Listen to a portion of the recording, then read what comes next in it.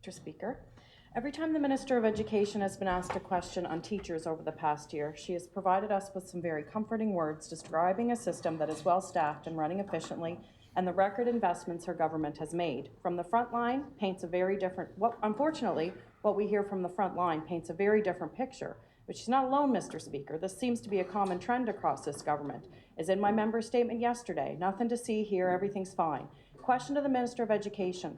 Should Islanders believe you when you say our schools are well-staffed, or should they believe the teachers who show up every day and are faced with the shortages? The Minister of Education earlier.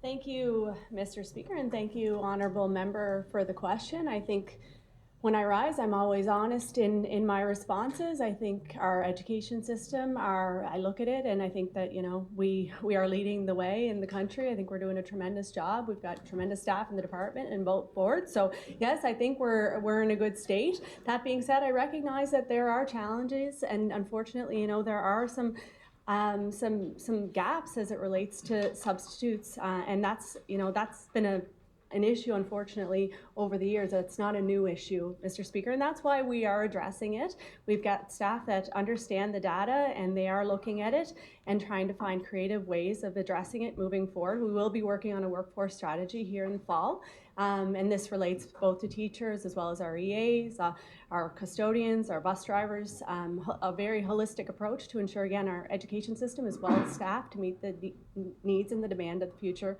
of our island. Thank you, Mr. Speaker. The Leader of the Third Party. Thank you, Mr. Speaker, and we do have tremendous people in these positions, and it's challenging to hear we're leading the way when we hear from the front line such a different story.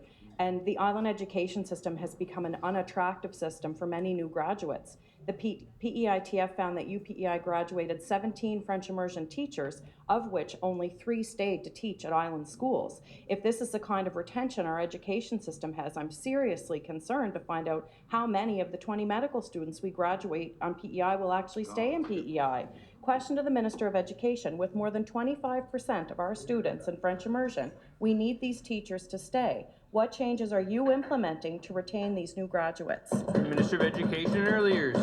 Thank you, Mr. Speaker. So the release had just gone out yesterday, and I haven't really had the opportunity to dig into the numbers with regards to the retention rates. I do understand that the majority of those individuals who were taking the program were from away, so they had come here to take the program, and then they left and they didn't stay on the island. They weren't islanders, unlike the medical school where we will be taking in islanders, and hopefully we'll be able to retain them here on the island. Certainly there's a number of initiatives underway to help support our French teachers. We are recruiting intensely within our high schools. We are recruiting specifically in our Atlantic region.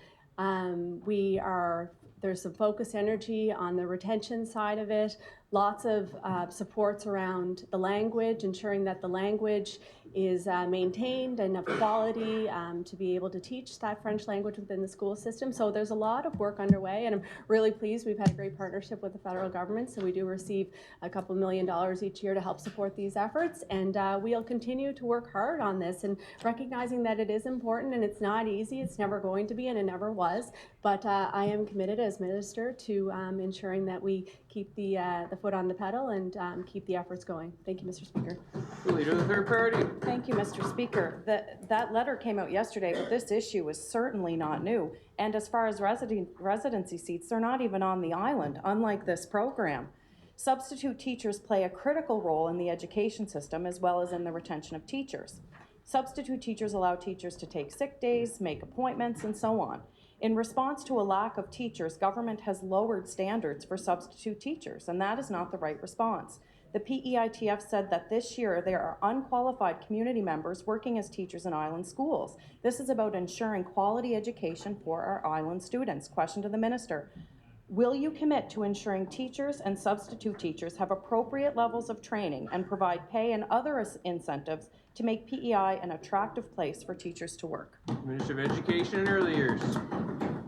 Thank you, Mr. Speaker. I think PEI is a very attractive place to work, and I think that, again, that's why we've been successful in filling all of our new positions. We've added, again, historical numbers in terms of frontline staff, and we've been able to successfully fill those at both boards. So a big kudos to all those that are working hard. And I do want to stress, again, the importance of our itinerant submodel. That has been incredibly successful, and I think there's an opportunity to really build on that and to hire more into those permanent full-time positions to help support those gaps when they exist in those vacancies. But again, willing to always look at creative solutions. I know that's what the boards are continuously doing, and appreciate the honourable members' questions. Thank you, Mr. Speaker. The Leader of the Third Party. Thank you, Chair. Change things up a bit here. A little while ago, I asked questions about